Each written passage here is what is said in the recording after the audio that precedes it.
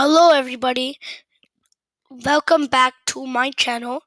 This is Vedant and today we're going to be reading Chapter 4, Transcendental Knowledge. Text 1. The Personality of Godhead, Lord Sri Krishna said, I instructed this imperishable science of yoga to the Sun God, Vivaswan, and Vivaswan instructed it to Manu, the father of mankind, and Manu in return instructed to Ikshvaku. Text 2. This supreme science was thus received through the chain of disciplic succession, and the saintly kings understood in that way.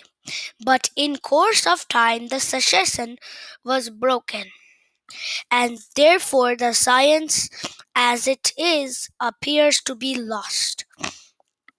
That very ancient science of relationship with the Supreme is today told by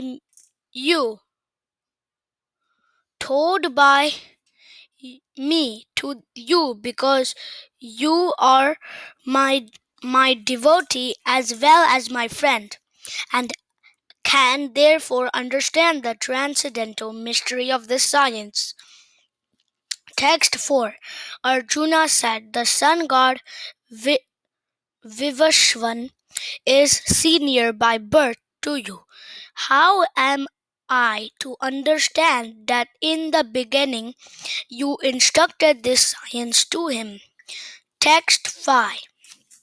Personality of Godhead said, many births both you and I have passed. I can remember all of them, but you cannot.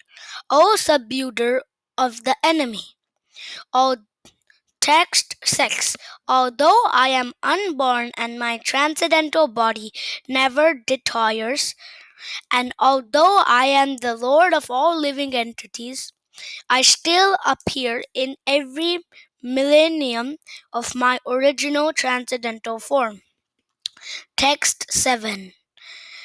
Whenever and wherever there is a decline in religious practice, O descendant of Bharata, and a predominant rise of irreligion, at that time I dissent myself. Text 8. To deliver the pious and annihilate the miscreants, as well as to reestablish the principles of religion, I myself appear millennium after millennium. Text 9. One who knows the transcendental nature of my appearance and activities does not, upon leaving the body, take his birth again in this material world, but attains my eternal abode. O Arjuna. Text 10. By being freed from attachment, fear, and anger, being fully observed in me, and talking refuge in me, many persons in the past became purified by knowledge of me, and thus they all attained transcendental love for me. Text 11. As all surrender unto me, I reward them accordingly. Everyone follows my path in all respect. O son of Pritha. Text 12. Men in this world desire success in fruitive activities, and therefore they worship the demigods. Quickly, of course, men get results from fruitive work in this world. Text 13. According to the three modes of material nature and the work associated with them, the four divisions of human society are created by me. And although I am the creator of this system, you should know that I am yet the non-doer of being unchangeable. Text 14. There is no work that affects me, nor do I aspire for the fruits of action. One who understands this truth about me also does not become entangled in the fruitive reactions of work. Text 15. All the liberated souls in the ancient times acted with this understanding of my transcendental nature. Therefore, you should perform your duty following in their footsteps.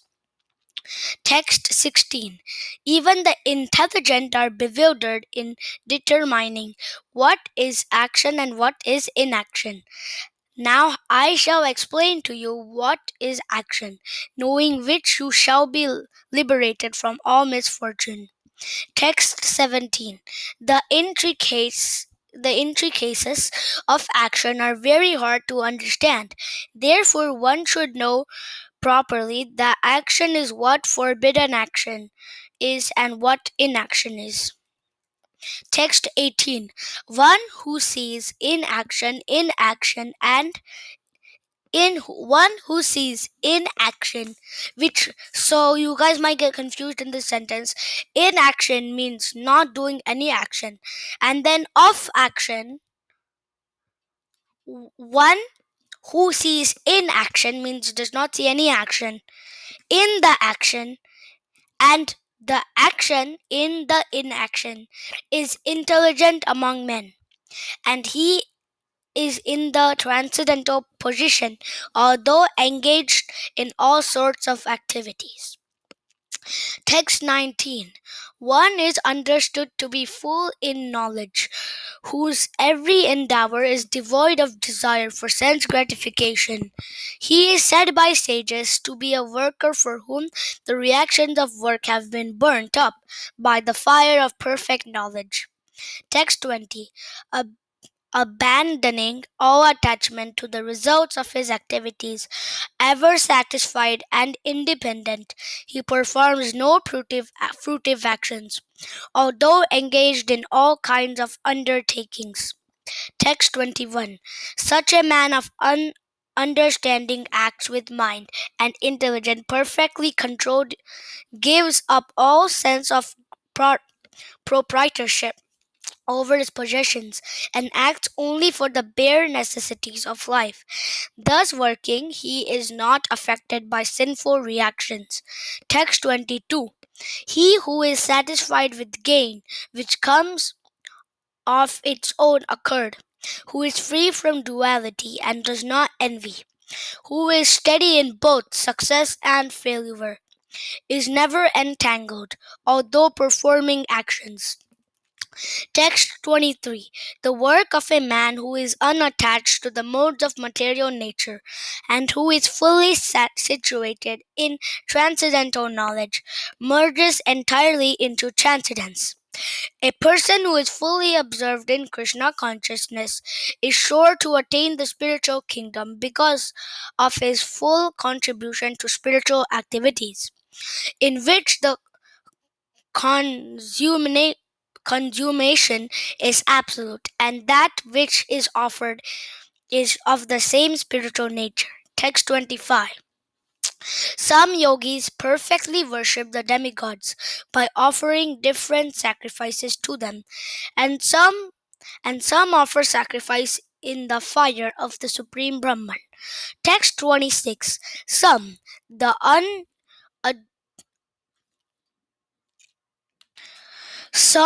unadulterated brahmacharis, sacrifice the hearing process and the senses in the fire of mental control, and others, the regulated householders, sacrifice the objects of the senses in the fire of the senses. So unadulterated means pure, and brahmacharis means like the people who dedicated their life for Krishna consciousness. Text 27. Others who are interested in achieving self-realization through the control of mind and senses offer the functions of all the senses and of the life breath of oblations into the fire of the controlled mind. Text 28. Having accepted strict vows, some become enlightened by sacrificing their possessions, and others by performing severe austerities. By practicing the yoga of eightfold mysticism, or by studying the Vedas to advance in transcendental knowledge. Text 29. Still others who are inclined to the process of breath restraint to remain in trance. Practice by offering the movement of the outgoing breath into the incoming and the incoming breath into the outgoing. And thus, as the last remain in the trance, stopping all breathing, others curtailing the eating process, offer the outgrowing breath into itself as a sacrifice. Text 30.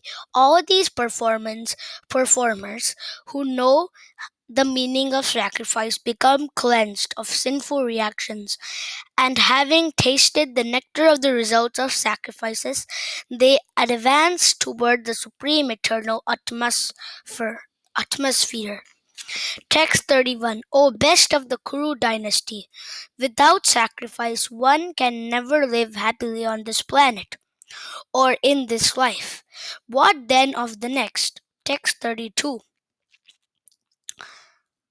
All these different types of sacrifice are approved by the Vedas, and all of them are born of different types of work. Knowing them as such as you will become liberated. O chaser of the enemy, the sacrifice performed in knowledge is better than the mere sacrifice of material possessions. After all, O son of Pratham, all sacrifices of work culminate in transcendental knowledge. Text 34. Just try to learn the truth by approaching a spiritual master. Inquire from the submissively and render service unto him. The self-realized souls can impart knowledge unto you because they have seen the truth.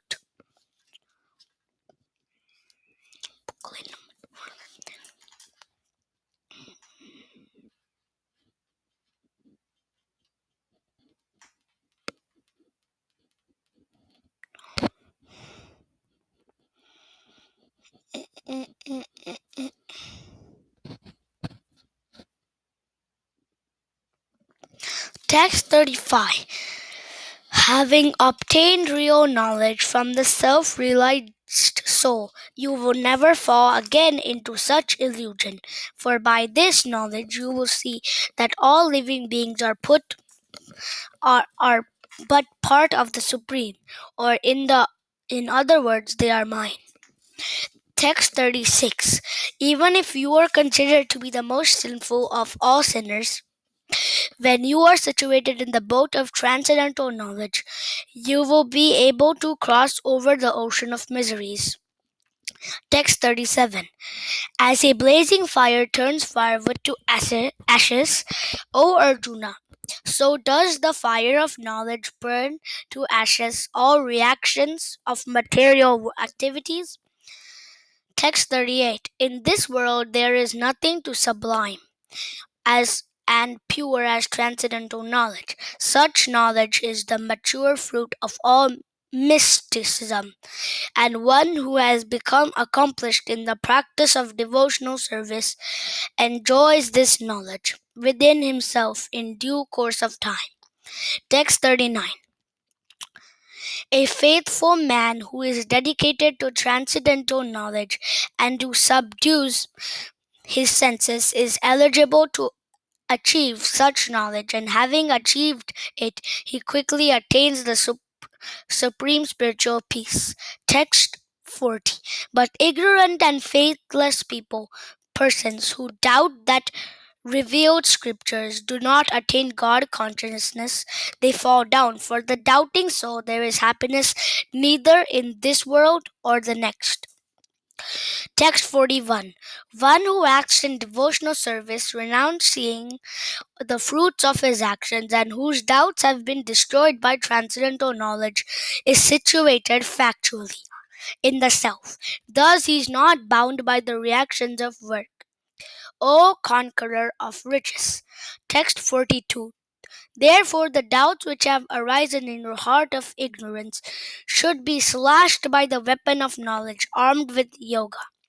O Bharata, stand and fight! Thank you, Hare Krishna. This is the end of the fourth chapter, Transcendental Knowledge of Bhagavad-gita. And please subscribe to our channel to watch more of our videos. Thank you. Bye bye. Hare Krishna.